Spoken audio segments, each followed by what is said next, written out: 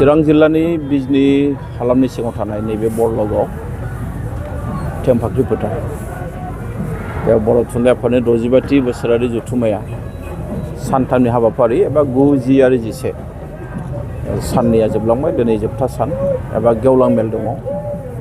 बे हाबाफारिया जों नुनायाव खोब मोजाङैनो जालांबाय आरो दासिम जेरैबायदि हाबाफारि जाबाय थादों बर' थुनलाइ आफादनि बे 65थि बोसोरारि जथुम्माया मोनसे गोसोआव लाखिथावना मोनसे जथुम्मा जानानै थासिगोन बेखौ जों मिजिंथिदों आरो बिनि थाखाय बानजाय आफादा जिहेतु गोबां खस्थ' खालामदों। आङो गिबियावनो बर' थुनलाइ आफादनि जानानै बानजाय आफादखौ साबायखर बावगोन आरो लोगोसे बिजनी हालामनि जेसेबां रायजो राजाफोर दङ बर'जों लोगोसे गुबुन गुबुन हारिसा बिथांमोननोबो साबायखरखौ बावहरदों आरो बेजों लोगोसे जोंबो बर' थुनलाइ आफादा बोरै हायो जोंनि जेसेबां हाबाफारि लाजानाय बेफोरखौ जोङो जोंनि मोन्दांथियावथ' जों बोरै हायो मोजांखौनो खालामनाय बायदि मोनदों। मोनफ्रोमबो प्रग्रामा माने जोबोद मोजाङै जालांदों।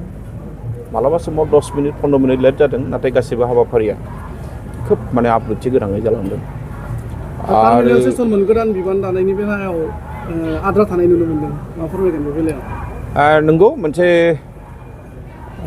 जारिमिनारि जथुम्माबो बियो बे बेलायावनो आरो बयबो गोसो गुदुङै आसामाव थानाय गासैबो जिल्लाफोरनिफ्राय जेरावनाखि बर' फिसाफोर दङ बाहागो लाफैदों।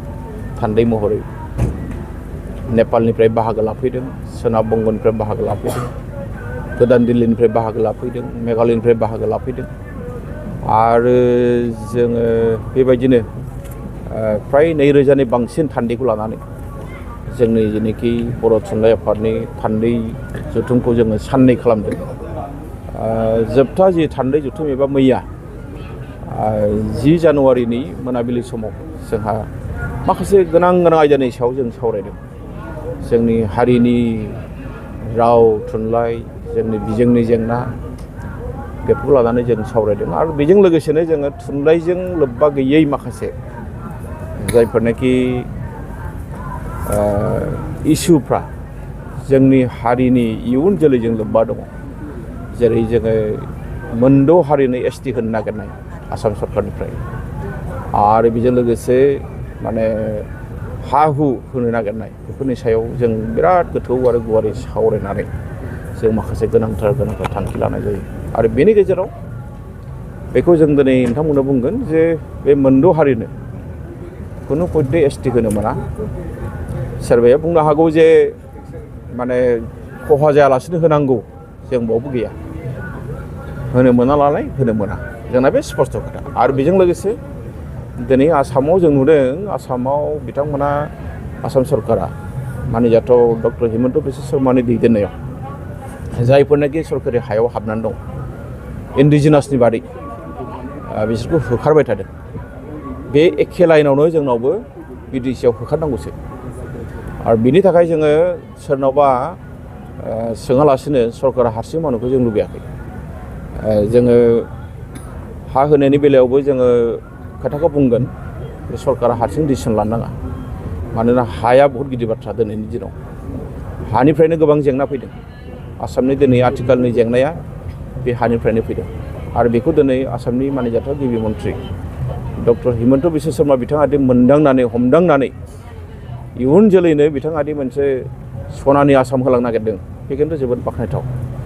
एखे लाइनावनो BDCआवबो आसाम सरकारा गोनां जायोब्ला खामानिखौ मावनांगौ एबसिम खालामनांगौ जों बेखौसो गोख्रोङै खावलायदों। आरो बेनि लोगोसे जोंहा BTC सरकारनिफ्राय गोदानै जि मोनसे स्कुल प्रभिन्सियेलाइजेसननि जि मोनसे आयेन बानायदों बेवहाय जों नुदों जे बे आयेनखौ जुदि बाहायोब्ला माखासे बिथिङाव मुलाम्फा दं आरो माखासे बिथिङाव खहा दङ। कलेजनि बेलायाव जों ओरैबायदि लुबैदों बेवहाय जोङो डिपार्टमेन्टेलि बा माने जेरावनाखि फरायसा दं बेखौल' लागोन बेबायदिखौ नङालासिनो फुरा कलेजआनो माने प्रभिन्सियेलाइज खालामजानांगौ बे जाबाय जोंनि लुबैनाय। जोंहा सनितपुर आरो बिश्वनाथनि माखासे जेंना जेंसि दं फरायसालिनि बेफोरनि सायावबो जों गोथौ आरो गुवारै सावरायदों।